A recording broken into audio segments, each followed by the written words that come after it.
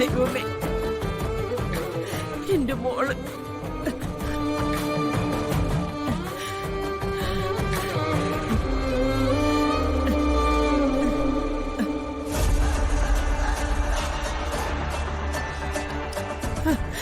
പ്രിയങ്കേ, മോളെ.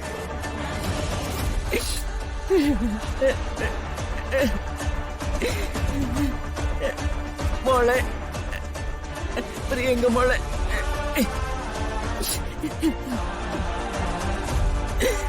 എന്റെ മോളെ.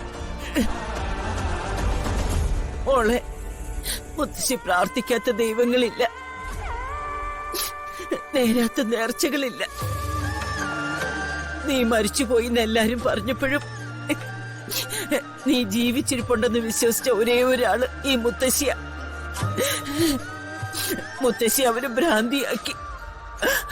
ചികിത്സയുടെ പേരും പറഞ്ഞ് അവര് മുത്തശ്ശി എന്തൊക്കെ ചെയ്തു എന്നറിയോ? ഈ മുത്തശ്ശി എല്ലാം സഹിച്ചു മോളെ, എന്നിട്ട് മിണ്ടാതിരുന്നു. മോളെ, നിന്റെ പൊന്നും മുത്തശ്ശിയാടി വന്നിരിക്കുന്നേ. ഇനി ഞാനേ വിളിക്കുന്നത്. ഒന്ന് കണ്ണു തുറന്ന് മുത്തശ്ശിയെ നോക്കുമോളെ. പ്രിയമോളെ, പ്രിയമോളെ, മോളെ ഒന്ന് കണ്ണു തുറക്കടി മോളെ. എന്താ കാണിക്കുന്നത്? ആരാ നിങ്ങള്? ഞാനിവളുടെ മുത്തശ്ശിയാ. നിങ്ങളോട് ആരാ ഇതിനകത്ത് കയറാൻ പറഞ്ഞത്? ദേ, എന്നോട് വലിയ ചോദ്യമൊന്നും ചോദിക്കണ്ട. എന്നോട് ഡോക്ടർ പറഞ്ഞതാ മോളെ കയറി കണ്ടോളാം. കയറി കണ്ടോളാനല്ലേ പറഞ്ഞോളൂ, അല്ലാതെ വിളിച്ചുണർത്താൻ പറഞ്ഞില്ലല്ലോ. പേഷ്യന്റിനെ ഉപദ്രവിക്കാൻ പറഞ്ഞോ? എന്റെ മോളെ കണ്ട ഞാൻ അവളെ ഒന്നും തൊടില്ലേ, സംസാരിക്കില്ലേ? അതിന് നിങ്ങൾക്ക് എന്താ വേണ്ടത്? നോക്ക്, വളരെ മോശം കണ്ടീഷനിൽ കിടന്ന രോഗിയാണത്. അവരെ തൊടാനും പിടിക്കാനും ഒന്നും പറ്റില്ല. ഡോക്ടർ അനുവദിച്ചു, നിങ്ങൾ കണ്ടു. പുറത്തിറങ്ങിയേ. ഞാൻ പോവില്ല. എനിക്ക് എന്റെ മോളുടെ അടുത്തിരിക്കണം. ഇതിനകത്ത് അങ്ങനെ ഇരിക്കാനൊന്നും പറ്റില്ല. പുറത്തു പോയേ. നീ ആരാടി എന്നോട് കൽപ്പിക്കാൻ? നീ ഇവിടുത്തെ നേഴ്സല്ലേ? അല്ലാതെ ഈ ആശുപത്രിയൊന്നും നിനക്ക് എഴുതി തന്നിട്ടില്ലല്ലോ. ദേ, ഞാൻ ആരാണെന്ന് നിനക്കറിയോ? എന്റെ പൊന്നമ്മച്ചി, ഈ ചോദ്യങ്ങൾ ചോദിക്കുന്ന ഒരുപാട് പേരെ എനിക്കറിയാം. രണ്ടും കൽപ്പിച്ച ഞാനിവിടെ നിൽക്കുന്നത്. നിങ്ങളെ ഇവിടെ നിർത്താൻ എനിക്ക് പറ്റില്ല. പുറത്തിറങ്ങാനാ പറഞ്ഞേ. നീ നോക്കിക്കോടി. ഡോക്ടറോട് പറഞ്ഞിട്ട് നിന്റെ ജോലിയുടെ കാര്യത്തിനെ ഞാനൊരു തീരുമാനം ഉണ്ടാക്കി തരാം. ആയിക്കോട്ടെ. ഡോക്ടറെ കാണാനുള്ള വഴി വേണമെങ്കിലേ ഞാൻ പറഞ്ഞു തരാം. നിങ്ങൾ ഇവിടുന്ന് പോയാ മതി. ഈ അഹങ്കാരം മുഴുവൻ കാണിച്ച് എന്റെ കൊച്ചിനെന്തെങ്കിലും പറ്റിപ്പോയാലുണ്ടല്ലോ. ദേ, എന്റെ സ്വഭാവം നിനക്ക് ശരിക്കും അറിയാൻ പാടില്ലാത്തോണ്ടാ.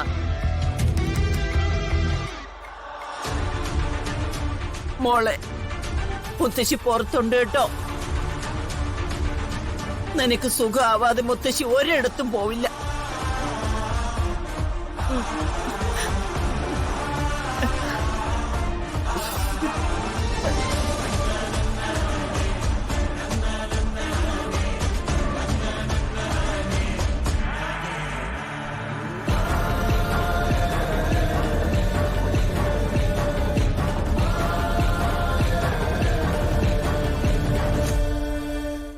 പേടിപ്പിച്ച് കളഞ്ഞല്ലോടാ. പിന്നല്ലാതെ. കുറെ നാളത്തെ എസ്റ്റേറ്റ് വാസം, അത് കഴിഞ്ഞൊരു വിദേശ പര്യടനവും കഴിഞ്ഞു വരുമ്പോ അതിനൊരു രസമൊക്കെ വേണ്ടേ? കൽപ്പന പേടിച്ചോ? പിന്നെ പേടിക്കാതെ. സൂര്യ വരുന്നോന്ന് ഒരു സൂചന പോലും തന്നില്ലല്ലോ. Sorry sorry sorry. സത്യം പറഞ്ഞു കഴിഞ്ഞാ ഇന്നലെ വിളിച്ചറിയിക്കണം തോന്നിയതാ. പിന്നെ തോന്നി ഒന്നും പറയാതെ ഇങ്ങോട്ട് കേറി വന്ന് കളയാം. എന്താമേ? പണ്ടേ വരുണിനായിരുന്നു കുട്ടിക്കളിയൊക്കെ. ഇപ്പൊ നീയും തുടങ്ങാൻ പോവാ. ഇതൊക്കെ ഒരു രസമല്ലേ?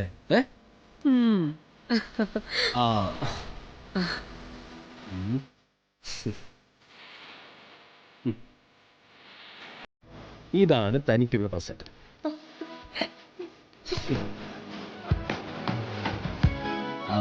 മുമ്പൊരു ദിവസം ഒരു വീക്കിലില് ഒരു മോഡലിന്റെ കഴുത്തിൽ ഒരു ആഭരണം കിടക്കുന്ന കണ്ടിട്ട് അതിന്റെ ഡീറ്റെയിൽസ് ഒക്കെ ഞാൻ പറഞ്ഞിരുന്നില്ലേ? അതാണ്. പിന്നെ തന്റെ ഫേവറേറ്റ് കളറിലുള്ള ഡ്രസ്സും. താങ്ക് യു സൂര്യ.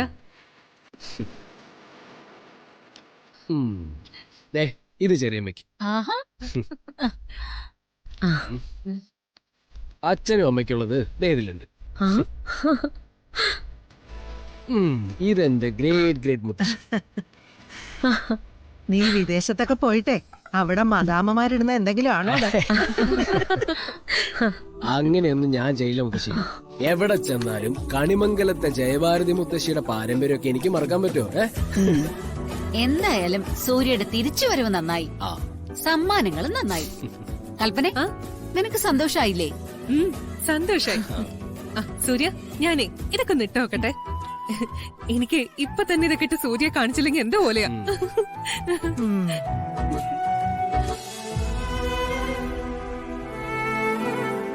കൊണ്ടുവന്നതെല്ലാം എടുത്തിടുന്നതേ സൂര്യ കാണിക്കാനൊന്നുമല്ല. ആഭരണങ്ങളോടും വസ്ത്രങ്ങളോടുമുള്ള കൽപ്പനയുടെ താല്പര്യം നമുക്ക് അറിഞ്ഞൂടെ? അതിപ്പോ എന്തെങ്കിലും ആയിക്കോട്ടമ്മേ, അവനത് കൊടുത്തപ്പോ അവളുടെ സന്തോഷം കണ്ടില്ലേ? ആ മോനെ, ഇനി കുറച്ചുനാൾ നീ എങ്ങും പോണ്ട. വരുണിന്റെ അധികം നല്ല സന്തോഷത്തോടെയാ കഴിയുന്നേ. നിങ്ങളും അങ്ങനെ ആവണം. അപ്പൊ പിന്നെ നമ്മുടെ കുടുംബം ഒരു സ്വർഗം പോലെയാവും. നിന്റെ ഈ വരവും സമ്മാനവും ഒക്കെ അതിന്റെ ഒരു തുടക്കം ആവട്ടെ മോനെ. അല്ല, വരുണിനെ രാധികയും ചോദിച്ചില്ലല്ലോ നീ? അവർക്കൊന്നും കൊണ്ടുവന്നിട്ടില്ലേ? അതൊക്കെ ഉണ്ടമ്മേ. ഈ വരവ് മുഴുവൻ സസ്പെൻസും സർപ്രൈസസും.